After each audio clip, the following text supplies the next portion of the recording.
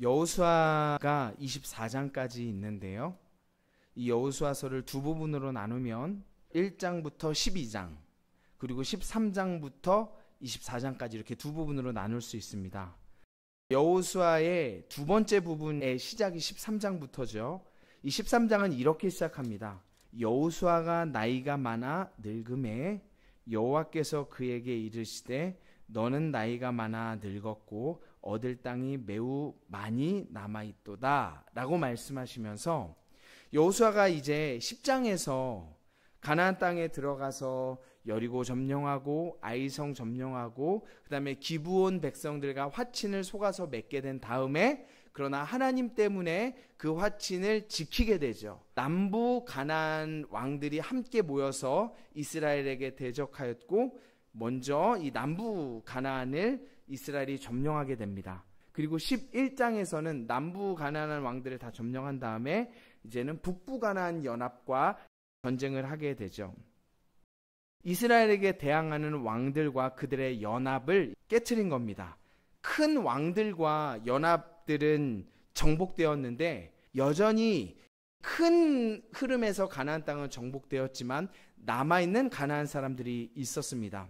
아직 해야 할 전투는 남아있지만 이제는 큰 전쟁에서는 승리하였기 때문에 하나님께서 각 지파별로 지역을 하나님께서 분할하여 주신 다음에 이제는 각 지파별로 자기의 땅에 있는 나머지 조그마한 성들을 점령하는 때가 되게 된 것이죠. 그래서 하나님께서는 13장의 여호수아에게 너가 나이도 많이 들었고 이제 큰 전쟁은 끝났으니 지파별로 구역을 나누어주고 나머지들을 지파들이 점령하도록 하라라고 명령하십니다. 지도를 한번 같이 보시겠어요? 지도를 보시면 이스라엘 땅이 크게 동서로 나누어져 있죠. 무엇을 기준으로 하냐면 강물을 통해서 동쪽과 서쪽으로 나누어져 있습니다. 여기에서 보면은 오늘 본문에 13장에 하나님께서 지파의 땅을 나누라고 말씀하셨잖아요. 여기에서 어떤 목록이 먼저 나오냐면 동쪽에 있는 므낫세 갓 루벤 지파의 땅을 나눈 건 먼저 기록합니다. 왜냐하면 이 땅은 이미 가나안 땅에 들어가기 전에 모세 때 점령한 땅입니다. 이미 모세가 있을 때 나눴어요. 그러니까 이미 결정되어서 나눠진 땅이기 때문에 먼저 이 목록을 쭉 이야기하고 그리고 14장에서 가나안 땅에 있는 나머지 지파들이 제비를 뽑아서 땅을 분배받게 됩니다. 모세가 있을 때 나눴던 므낫세 갓 루벤 지파의 땅 역시 모세가 이 땅을 나눌 때에도 제비를 뽑아서 나누었을 겁니다. 왜냐하면 이 땅을 나눌 때 하나님께서 너희가 가나안 땅에 가서 지파대로 땅을 나눌 때 제비를 뽑아서 나누라고 명령하셨기 때문이죠. 근데 이 땅들이 다 제비를 뽑아서 이렇게 나눈 거죠. 요단 동편도 요단 서편도 다 제비를 뽑았습니다. 그런데 성경에서요, 이 땅을 분배받는 데 있어서 예외의 상황이 딱 두 개가 있습니다. 여기에 분명히 중요한 의미가 있으니까 예외가 있었겠죠. 여러분 혹시 가나안 땅을 차지해서 분배를 받는데 제비 뽑지 않고 땅을 받은 두 가지를 아시겠어요? 뭐냐면 첫 번째는 레위 지파입니다. 레위 지파는 제비 뽑아서 땅을 받지 않았어요. 하나님께서 레위 지파에는 땅을 저렇게 지파로 주지 않으셨습니다. 근데 오해할 수 있는 게 그럼 레위 지파는 땅도 없이 그냥 살았냐라고 볼 수 있는데 그건 아닙니다. 14장 4절을 보면 그들에게 기업은 주지 않았는데 거주할 성도 주고 가축과 재산을 줬습니다. 지파별로 이것은 너희 지파 땅이다는 아니었지만 성들은 각각 흩어져서 살 수 있도록 주셨고 또 가축을 기른 목초지도 주셨다라고 기록합니다. 그런데 어쨌든 레위 지파는 제비 뽑지 않고 하나님께서 정해 주셨어요. 왜 정해 주셨는가? 13장은 요단 동편, 14장은 가나안 땅 요단 서편을 나누어서 분배하는 것이라고 말씀을 드렸는데 여기에서 세 번이나 반복되는 내용이 있습니다. 바로 레위 지파에 관한 내용인데요. 한번 화면 통해서 같이 한번 보실까요? 13장 14절에 먼저 한번 등장합니다. 13장 14절 오직 레위 지파에게는 여호수아가 기업으로 준 것이 없었으니 이는 그에게 말씀하신 것 같이 이스라엘의 하나님 여호와께 드리는 화제물이 그들에게 그들의 기업이 되었음이라 라고 기록합니다.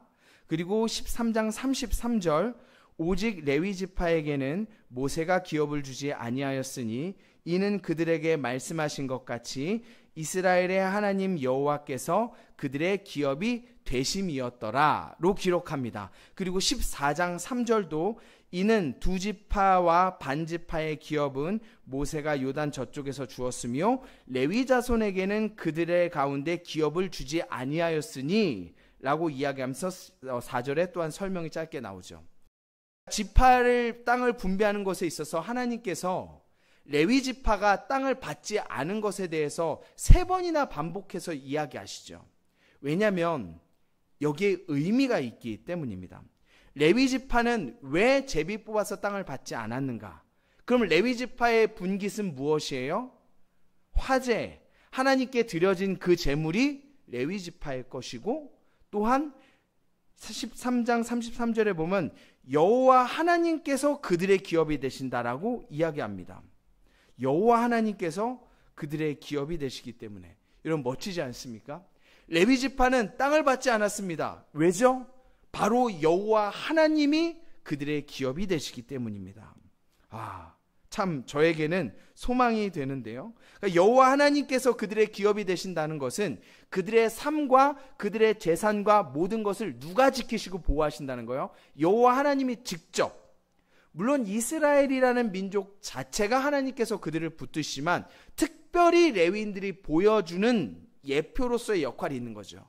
그들의 어떤 것 때문에, 레위인들이 어떠한 일 때문에, 어떠한 사람이기 때문에 이렇게 특별한 대우를 해주셨을까? 그들이 다른 지파보다 거룩하고 죄를 짓지 않았기 때문일까요? 우리가 말씀을 통해서 조금 더 살펴보시겠습니다. 레위 지파가 이런 특별한 은혜를 누리게 된 이유가 한 가지 사건 때문이었습니다. 무엇 때문이었냐면 출애굽기에 기록되어 있는 뭐죠? 금송아지 사건 때문이었습니다. 짧게 말씀을 드리자면 하나님께서 이스라엘을 출애굽시키시고 홍해도 가르셨죠. 구름 기둥 불 기둥으로 인도하시고 하나님의 약속한 산 시내산으로 가는 과정 가운데 또 여러 가지 체험도 주셨어요. 물도 주시고 음식도 주시고 이것들을 이스라엘이 경험했습니다. 그리고 시내산에서 하나님께서 이스라엘 백성들이 와 진짜 하나님 살아계시네, 와 하나님 이런 분이구나를 더 경험할 수 있도록 직접 산의 구름과 불과 번개와 이러한 것들을 통해서 하나님이 나타나시고 강림하셔서 직접 말씀하셨어요. 그리고 하나님께서는 그들에게 말씀하셨죠. 이런 내용이었습니다. 요약하자면 나는 너희를 인도한 여호와 하나님이다. 너희를 내 백성 삼겠다. 그런데 너희는 이런 율법을 지켜라라고 법을 주셨습니다. 그리고 이스라엘 백성들은 두려워서 하나님의 임재하심을 보고 두려우니까 하나님 직접 말씀하지 마십시오. 너무 두려워서 하나님 정말 이런 하나님을 내가 대하기에 죽을까 봐 두렵습니다. 모세를 통해서 말씀해 주십시오라고 얘기해서 모세를 통해서 하나님과 이야기를 하는데 뭐라고 얘기하냐면 하나님 그래요. 우리가 하나님의 백성이 되겠습니다. 우리가 하나님이 말씀하신 이 율법을 다 지키겠습니다라고 언약을 맺습니다. 그리고 나서 모세가 언약을 맺은 다음에 40일 동안 시내산에 올라서 더 자세한 하나님의 백성들의 율법을 돌판에 하나님께서 십계명도 새겨주시고 율법을 받죠. 너희는 이렇게 예배하고 나를 예배할 제단은 이렇게 만들고 성막은 이렇게 하고 이런 것을 다 하나님께서 직접 말씀해 주셔요. 그런데 모세와 여호수아만 산에 올라갔는데 이스라엘 백성들이 40일 동안 산 아래에서 기다리면서 어떻게 했냐면 출애굽기 32장 1절입니다. 출애굽기 32장 1절 일어나라 우리를 위하여 인도할 신을 만들라. 이 모세 곧 우리를 애굽 땅에서 인도하여 낸 사람은 어찌 되었는지 알지 못함이니라. 모세를 대신해서 이스라엘 백성 가운데 남아있던 모세의 형이자 대제사장인 아론에게 이스라엘 백성들이 요구했습니다. 모세가 죽었는지 살았는지 모르겠는데 여호와 하나님을 만들어내라라고 얘기합니다. 그리고 아론은 어리석게도 금송아지를 만들어줍니다. 너희가 낀 귀걸이 다 갖고 와. 그럼 그거 가지고 내가 하나님을 만들어줄게 라고 얘기하여 금송아지를 만듭니다. 그리고 모든 이스라엘 백성들이 함께 기뻐하면서 저 송아지 우리 하나님이다 라고 하면서 그 앞에서 춤을 추며 예배하죠. 그런데 그것을 40일이 지난 후에 하나님께서 모세에게 말씀하셨고 모세에게 내려가라고 이야기했습니다. 모세가 내려와서 그것을 본 다음에 분노하여 하나님의 약속을 깨트렸거든요. 그래서 십계명 돌판을 깨트려버리고 금송아지를 갈아가지고 금을 너희에게 물에 타서 마시라고도 이야기한 다음에 이렇게 얘기합니다. 이게 오늘의 굉장히 중요한 부분인데요. 26절, 이에 모세가 진문에 서서 이르되 누구든지 여호와의 편에 있는 자는 내게로 나오라 하매, 모세가 뭐라고 말했어요?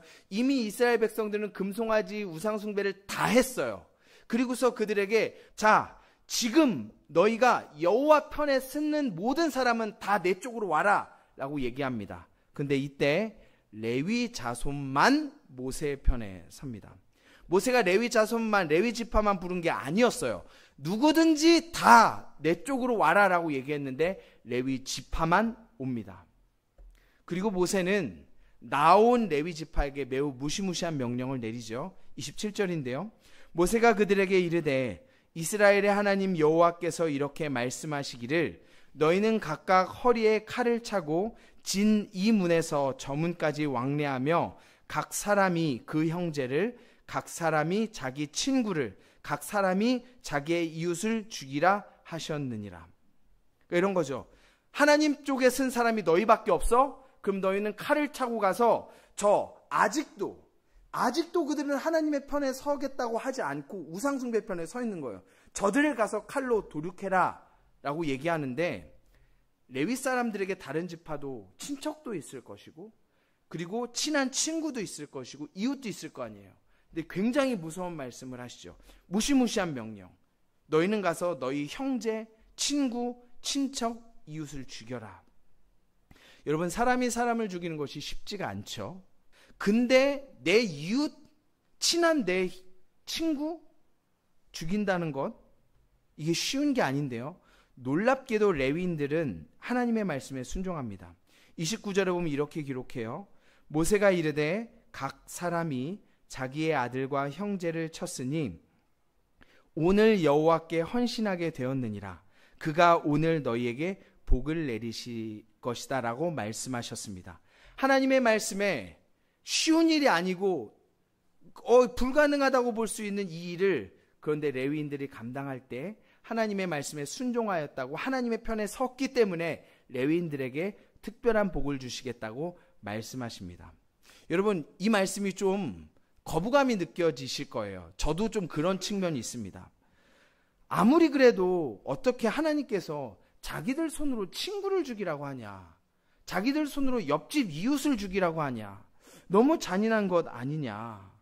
그리고 그런 명령을 주신 하나님도 조금 너무한데라고 생각이 되는데, 이거에 또 응답한 레위 지파도 참 이게 어떻게 그럴 수 있냐, 이게 사람인가 말이 되냐, 이러한 생각이 드실 수 있습니다. 그런데 좀 깊이 생각해 보면 이 문제가 그렇게 생각할 문제가 아니라는 것을 알게 돼요. 왜냐하면 여러분, 처음부터 다시 정리해 보자면 지금 누가 이스라엘을 종되었던 이집트 땅에서 끌어내셨죠? 하나님이요. 그냥 하나님이 인도하신 것 같은데 이렇게 어영부영 나온 것이 아니라 명확하게 하나님이 했다고 인정할 수밖에 없는 방법으로 데려오셨어요. 10가지 재앙. 그리고 홍해를 가르셨죠. 그리고 나서 목마르니까 물 주고 먹을 거 없으니까 만나 주시고 이런 것들, 놀라운 은혜를 경험하게 하셨죠. 그리고 나서 시내산에서 일부러 하나님께서 하나님이 진짜 계시구나, 하나님이 진짜 역사하시네, 정말 무섭고 놀라운 분이시구나를 경험하도록 하나님이 할 수 있는 한 이스라엘 백성들이 그들을 알도록, 하나님을 알도록 여러 가지 장치를 통해서 하나님을 나타내 보여주셨어요. 그리고 그들과 약속을 맺으십니다. 언약을 맺으셔요. 하나님이 그냥 너희 내 백성이니까 내 말 들어 이렇게 하신 것이 아니라, 나는 너희를 인도하여 낸 하나님이다. 그리고 내 백성이 되려면 이런 명령을 지켜라 라고 얘기했고, 이스라엘 백성들이 네, 그렇게 하겠습니다. 우리가 하나님을 보고 경험했는데 어떻게 안 하겠다고 얘기해요. 하나님이 이집트 땅에서 하신 일을 이스라엘 백성이 다 경험하였으니까 받아들인 거죠. 우리가 하나님의 명령을 지키겠습니다라고 받아들였어요. 그런데 바로 40일 만에 이 약속을 깨버립니다. 하나님께서 시내산에서 이 이스라엘 백성들과 약속하신 약속 중에서 계명을 말씀해 주셨잖아요. 첫째 계명, 10계명에서 첫 번째, 두 번째가 뭐죠? 너는 나 외에 다른 신들을 내게 두지 말라. 그리고 너를 위해 새긴 우상을 만들지 말고 그것들에게 절하지 말고 그것들을 섬기지 말라라고 했습니다. 하나님이 명령하신 가장 중요하게 생각했던 첫 번째, 두 번째 계명을 바로 40일 만에 깨버립니다.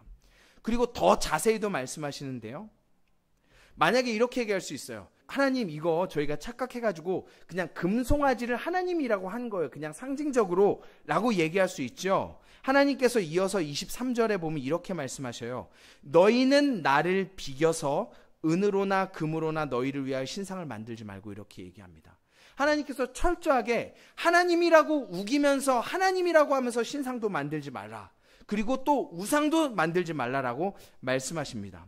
그러니까 이렇게 놀랍게 하나님께서 출애굽시키고 일부러 경험할 수밖에 없고 인정할 수밖에 없도록 역사하시고 직접 말씀하신 말씀을 이스라엘 백성들이 깬 거죠. 꼴랑 40일 만에. 그리고 그것뿐만 아닙니다. 조금 전에 살펴봤던 26절에 어떻게 했어요? 누구든지 너희가 죄 지었어. 그래, 다 알아. 여기엔 레위 사람도 포함됩니다. 여러분, 레위 사람이 우상 숭배하지 않았던 것 아니에요. 금송아지 만들 때 귀걸이 안 빼준 것 아닙니다. 거기에 다 같이 했어요. 그런데 와서 모세가 그런 일들을 한 다음에 누구든지 너희가 다시 여호와 편에 서려면 내 쪽으로 와라라고 했는데 다 안 왔어요. 그리고 하나님께서 레위 지파에게 이스라엘 백성들을 죽일 명령을 하시죠. 그래서 물론 다 죽이진 않고 약 3,000명가량 죽임을 당하게 되는데요. 그러니까 우리가 하나님 잔인하네, 이 문제가 아니에요. 몇 번을 기회를 주셨고 하나님의 어떠하심을 경험할 수 있도록 하나님이 최선을 다해서 역사하셨거든요. 그런데도 이스라엘이 죄를 지었고 우상 숭배하였고 바로 하나님의 계명을 깨버린 겁니다. 이건 실수가 아니에요. 그냥 한 번이 아니라 거부하는 거예요. 하나님 편에 설 사람은 다 오라고 했는데 아무도 안 오고 레위 지파만 왔습니다. 그래서 하나님께서 레위 지파에게만 놀라운 특권을 주시죠. 제사장 지파가 되게 하셨고, 또한 하나님을 섬기는 사람들이 되게 하셨고, 또한 여호와 하나님께서 그들의 기업이 된다고 하셨고, 하나님께 드려진 것을 너희가 먹게 된다고 놀라운 특별한 은혜를 받는 특권을 주십니다. 그래서 그들에게는 땅을 나누지 않고 내가 너희의 기업이다라고 말씀하시죠. 여러분, 제가 이 말씀을 준비하면서 묵상하다가 며칠 전에 금요기도 때 나눈 말씀이 딱 떠올라서 확 연결이 되었습니다. 혹시 금요기도 때 나오신 분들이 이것과 연결지어지시는지 생각해 보세요. 어떤 본문이었냐면 마가복음 10장 29절 30절이었습니다. 신약성경 71페이지에 있는데요. 마가복음 10장 29절로 30절, 28절부터 볼까요? 베드로가 여짜오되 이르되 보소서 우리가 모든 것을 버리고 주를 따랐나이다. 예수께서 이르시되 내가 진실로 너에게 이르노니 나와 복음을 위하여 집이나 형제나 자매나 어머니나 아버지나 자식이나 전토를 벌인 자는 현세에 있어 집과 형제와 자매와 어머니와 자식과 전토를 100배나 받되 박해를 겸하여 받고 내세의 영생을 받지 못할 자가 없느니라 말씀하셨습니다. 레위 지파에게 이 말씀이 딱 적용되어지죠. 레위 지파가 어떻게 했어요? 하나님의 명령 때문에 하나님 편에 섰기 때문에 무엇을 버렸습니까? 친척, 형제, 이웃을 버립니다. 예수님께서 말씀하셨죠. 나와 복음을 위하여 집이나 형제나 자매나 어머니나 아버지나 자식이나 전토를 버린 자는, 그리고 30절에 이런 것들을 줄 것이다 라고 말씀하십니다. 여러분, 레위인들은 하나님을 택했기 때문에 죄에서 떠나서, 그리고 죄에 떠나지 않는, 여전히 기회를 주었지만 죄에서 떠나지 않고 하나님을 택하지 않는 저들을 끊어냈습니다. 그리고 놀라운 특권을 받죠. 여기서 마가복음 이 말씀을 오해하시면 안 돼요. 무엇이냐면 예수님께서 분명히 말씀하셨죠. 나와 복음을 위하여 집, 땅, 형제, 자매, 어머니, 아버지, 자식, 전토를 버린 자들은 이라고 말씀하셨죠. 여기서 집이나 가족들을 버린 자들은 받을 것이다 라고 약속하셨는데, 버렸다는 의미가 어떤 의미일까요? 우리가 보통 생각했을 때 버리면 30절에 이것을 100배로 받을 것이다 라고 하면 이것을 다 팔고 100배로 받고 싶으면 다 끊고 오직 예수 믿는 사람들 아니면은 부모도 형제도 자식도 다 관계를 끊고 집도 다 팔고 하나님께 드리면 100배를 주신다는구나. 그것도 30절에 명확히 현세 살아있을 때 100배를 주신다는구나 라고 오해할 수 있죠. 이게 다 오해입니다. 왜냐하면 29절에 보면 그러면 버리면 다 팔아야 되나? 예수 믿지 않으면 내가 예수 믿은 다음에 부모 자식 관계 다 끊어야 되냐? 이것이 아니란 말이죠. 그 근거가 무엇이냐면 이 마가복음 10장의 이야기, 28절의 이야기, 예수님의 대답이 무엇 때문에 시작됐죠? 베드로가 묻는 것 때문에 시작됐습니다. 우리가 모든 것을 버리고 주를 따랐습니다 라고 얘기하는데 마태복음에는 뭐라고 더 기록되었냐면 우리가 모든 것을 버리고 주를 따랐습니다. 그러니 우리는 무엇을 얻겠습니까? 라는 말이 기록되어 있어요. 그러니까 뉘앙스가 어떤 말이죠? 이 앞에 28절 앞에 어떤 얘기가 나오냐면 부자 청년이 등장합니다. 그래서 부자 청년이 예수님께 얘기해요. 내가 영생을 어떻게 하여야 얻으리까라고 예수님께 묻죠. 그래서 예수님께서 율법을 지켜라 라고 말씀하십니다. 그런데 이 청년이 얘기해 제가 율법은 다 지켰습니다. 예수님께서 네가 가진 재산을 다 팔고 가난한 사람들에게 나눠주고 나를 따르면 하늘의 상급이 너에게 있을 것이고 나를 따르라라고 말씀하셨어요. 이 청년이 걱정하면서 팔지 못하고 슬퍼하면서 돌아갔습니다. 그러니까 베드로가 이것을 자기에게 비교하는 거예요. 저 청년은 율법도 잘 지키고 거룩하고 부자, 당시의 부자는 하나님께 복받았다는 근거라고 생각했는데 하나님께 복받고 율법도 잘 지키는 저 청년, 근데 저 사람은 다 팔지 못하고 다시 돌아갔는데 예수님, 우리는 다 버리고 예수님을 따랐습니다. 우리에게는 뭐가 더 주어지겠습니까? 라고 얘기한 거예요. 그러면 예수님께서 29절에 버린 자에게 주어질 것을 얘기했습니다. 그럼 베드로가 버렸다라는 의미죠. 근데 이게 어떤 의미냐면요. 베드로가 그럼 집, 그리고 땅, 부모 관계 다 끊었습니까? 그렇지 않아요. 그 근거가 있는데 마가복음 1장에 예수님께서 먼저 제자들을 부르십니다. 베드로를 부르셔요. 그리고 1장 뒷부분에 보면 이미 이 부르셨을 때 이렇게 기록됩니다. 베드로가 배를 버려두고 그리고 나서 뒤에 보면은 무엇을 또 버려두냐면은 20절에는 아버지를 배에 버려두고 예수님을 따랐다 이렇게 얘기합니다. 그러니까 이미 다 버려두었다고 1장 16절과 18절 20절에 기록되어 있어요. 그런데 같은 장 1장 29절에 보면 베드로와 예수님과 그 가족이 어디에 가냐면 베드로의 집으로 갑니다. 그리고 베드로의 집에서 예수님이 베드로의 장모님도 만나요. 베드로의 장모님이 병에 걸려 있으니까 그를 고쳐주시기도 하십니다. 그리고 예수님이 초기에 사역한 이 갈릴리 지역의 사역에서 그 집을 센터로 사용하셔요.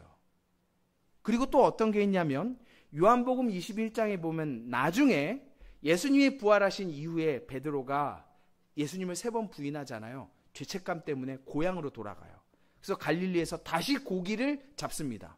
그럼 무슨 의미죠? 집하고 배가 있었다는 말이죠. 그러니까 이것을 보면 우리가 알 수 있는 것, 베드로가 우리가 모든 것을 주를 버리고 따랐습니다의 의미가 어떤 의미예요? 다 팔고 교회에 다 헌금해라. 예수 믿은 다음에는 믿지 않는 사람들과 연락 다 끊고 친구도 하지 말고 부모 형제 자식 다 관계 끊어라의 의미가 아니에요. 여기의 말씀은 어떤 의미입니까? 우선순위의 말씀이에요. 너희에게 부모가 가장 중요하죠. 그리고 또 우리의 삶을 채울 수 있는 물질이 중요하지 않습니까? 이것들보다 이것을 다 버렸다고 표현할 만큼 하나님이 더 우선순위인가? 예수님과 복음이 우선순위인 사람들이라는 의미입니다. 그리고 30절에 보면 여기에서 그럼 이거 버린 게 팔고 드린 게 아니야? 그럼 30절에 얻는 것은 무엇이지? 라고 생각을 할 수가 있겠죠. 30절에 얻게 되는 것은 무엇이냐면 분명히 얘기하잖아요. 현세에 있어 집이나 형제나 자매와 어머니 자식과 전토를 100배나 받는답니다. 그러니까 믿음으로 하나님을 가장 우선순위로 두고 사는 사람들에게 죽기 전에 하나님께서 100배로 준다고 약속하신 거예요. 뭐죠? 집, 땅, 그리고 부모, 어머니, 자식, 친구, 형제들을 주신다고 말씀하셨어요. 그러면 예수 믿는 사람들은 다 이거 100배로 받나요? 어떻게 생각하세요? 순교한 사람도 있잖아요. 이게 어떤 의미냐면 29절에 버려야 될 목록과 30절에 얻게 되는 목록에 딱 한 가지 차이가 있습니다. 뭔 줄 아세요? 아버지가 얻게 될 목록에 빠져 있습니다. 왜냐하면 이 얻게 될 것이 실제로 엄마 100명이 생긴다는 그러한 의미가 아니기 때문이에요. 어떤 의미냐? 아버지가 왜 빠졌냐면 아버지는 오직 하나님 아버지 한 분밖에 없기 때문이에요.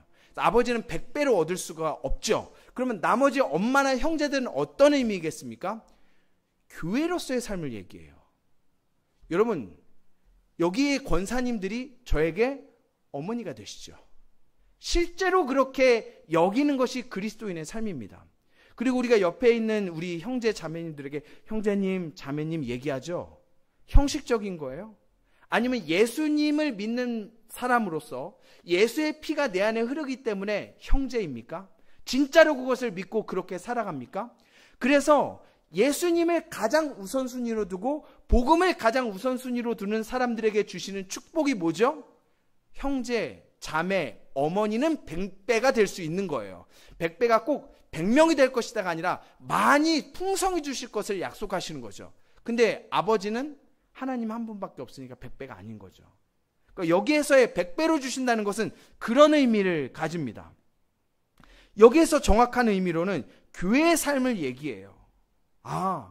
예수님을 가장 우선순위로 두고 사는 사람들에게 그들에게 주시는 축복은 무엇이냐? 형제 그리고 어머니가 100명이 생긴다. 그럼 목사님, 땅과 집은 뭐예요? 이렇게 해석할 수 있습니다. 여러분, 이 교회 건물이 제 겁니까? 그러면 누구 거예요? 하나님 거죠. 하나님 거. 그럼 하나님 거라면 누구 거죠? 여러분 거예요. 무슨 말이냐면 여러분이 하나님의 상속자이기 때문입니다. 예수 믿는 사람들에게는 교회가 누구 거예요? 여러분께 되는 거예요. 교회 땅이 누구께 되는 거예요? 여러분의 땅이 되는 거예요. 이런 의미란 거죠. 여기에서 중요한 거 우리가 돌아봐야 될 게 있어요. 그래요? 그런데 이 30절에 예수님께서 뒤에 뭐라고 얘기하시냐면 현세에는 이렇게 100배나 주신다고 얘기했는데 이렇게 100배나 받은 사람은 내세의 영생을 받지 못할 자가 없다 이렇게 말합니다. 교회를, 그러니까 하나님을 가장 우선순위로 두고 예수 그리스도와 복음을 가장 우선순위로 두는 사람, 그래서 정말로 교회의 형제자매라고 부르는 사람들 내 형제자매로 여기는 사람, 우리 권사님들 나이 많으신 우리 어르신들을 정말로 어머니로 여기는 사람, 그리고 자녀들도 마찬가지로 혹여나 여러분 가운데 어떤 하나님의 뜻에 따라 자녀가 없으신 분들이 계실 수도 있죠. 여러분 슬퍼하지 마세요.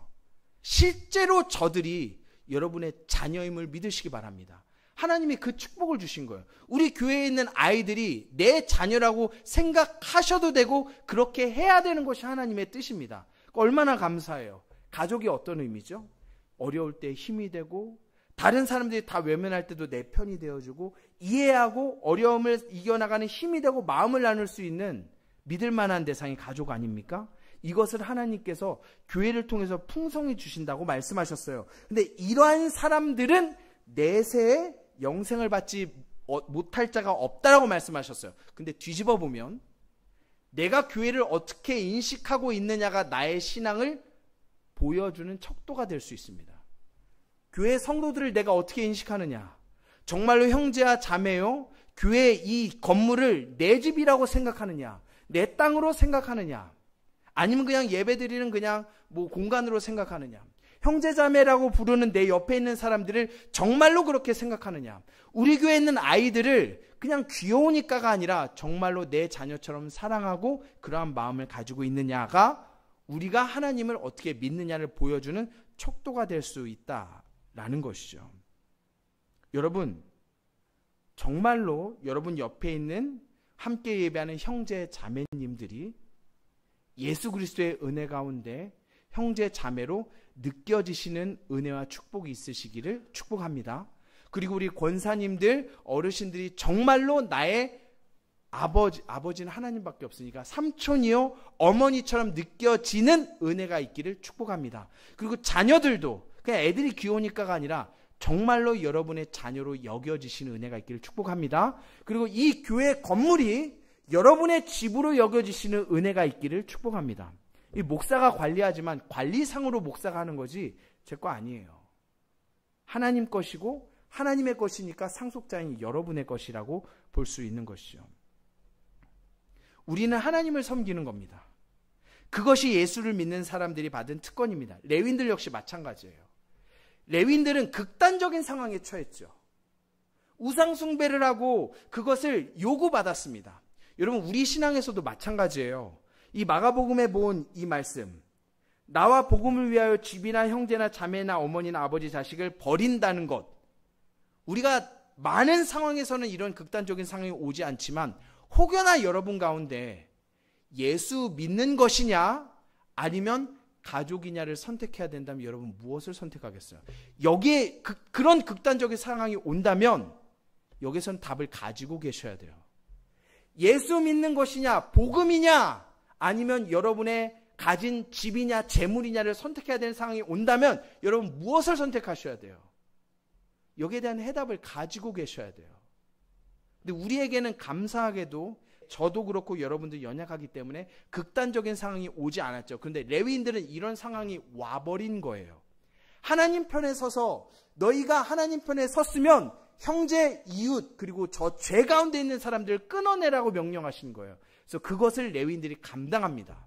그래서 그들에게 주신 것이 제사장 지파가 되고 기업이 하나님의 되고 하나님께서 그들을 책임지시고 지킨다는 놀라운 축복을 받은 거죠. 여러분, 그런데요, 이 신약시대의 마지막 때에는 우리가 제사장이라는 것을 여러분 기억하셔야 돼요. 하나님께서 베드로를 통해서 말씀하셨죠. 너희가 왕같은 제사장이라고 말씀하셨습니다. 그러니까 무슨 말이에요? 여러분들이 다 레위인이라는 거예요. 여러분들이 바로 그런 사람들이라는 거예요. 여러분들이 진짜 교회라는 겁니다. 하나님을 섬길 수 있는 특권을 가진 사람들이고 하나님께서 여러분의 기업이 되시는 사람들이라는 것이죠. 레위인들은 이것을 상징적으로 보여주고 우리는 레위인으로서 그 삶을 살아가는 것이죠. 여러분들의 기업이 무엇입니까? 하나님이십니다. 여러분, 이 말씀이, 오늘 우리가 함께 살펴본 말씀이 여러분의 진짜 신앙으로 느껴지시는 축복이 있기를 바랍니다. 여러분, 이걸 좀 누리셨으면 좋겠어요. 기도의 은혜, 말씀의 능력, 또 이 마지막 때를, 이건 우리가 잘 알잖아요. 아, 기도하면 하나님이 역사하시고 말씀 읽을 때 은혜 받고 잘 아는데, 우리가 가장 많이 놓치는 것이 하나님께서 이 땅을 살아가는 데 주신 놀라운 은혜의 축복인 교회예요. 이걸 너무 누리지 못해요. 형제로서 자매로서 그리고 어머니로서 정말 그것을 누리고 사는가? 사랑하는 성도 여러분, 여러분의 믿음이 진짜라면 교회도, 여러분이 교회로 살아가는 것 역시 진짜여야 합니다. 여러분의 함께 예배하는 성도들, 정말 우리가 어떻게 생각하고 있는지 되새겨보면서, 우리의 기업이 무엇인지를 생각해보면서, 왜 하나님께서 이 땅을 정복한 다음에 그것을 분할할 때 왜 레위의 이야기는 3번이나 반복하셨을까요? 그들에게는 특권을 주셨을까요? 이 길을 또한 먼저 가신 분이 있으시죠. 예수님이십니다. 하나님 아버지와 복음을 위하여 죽기까지 순종하셨죠. 여러분, 믿음의 선한 싸움을 싸우시길 바랍니다. 여러분의 마지막 싸워야 할 이 마지막 때의 싸움은 피를 흘리는 싸움이 아닐 가능성이 많아요. 물론 나중에 어떻게 될지 모르겠지만 여러분의 싸움은 내가 교회로 살아가느냐의 싸움이에요. 이게 뭐 교회만 모여라 이런 의미가 아니에요. 제가 여러 번 말씀드리지만 내가 하나님의 백성으로서 기준으로 살아가느냐, 내가 정말 옆에 있는 성도들을 형제요, 자매요, 어머니로 생각하느냐, 자녀로 생각하느냐, 그리고 이 하나님의 전을 내 집으로 생각하느냐, 여러분에게 주신 축복입니다. 부담이나 어려운 과제가 아니에요. 우리 하늘의 교회 공동체가 여러분에게 가족임을, 그리고 우주적인 더 넓은 의미에서는 예수 믿는 모든 사람들이 그렇게 된다는 것을 여러분 기억하시고 이것들을 누리실 수 있는 축복이 있기를 바랍니다. 여러분 안에 신앙이 진짜로서 이것들을 누리고 믿음의 선한 싸움을 싸우시기를 바랍니다. 우리 함께 찬양하셨으면 좋겠습니다.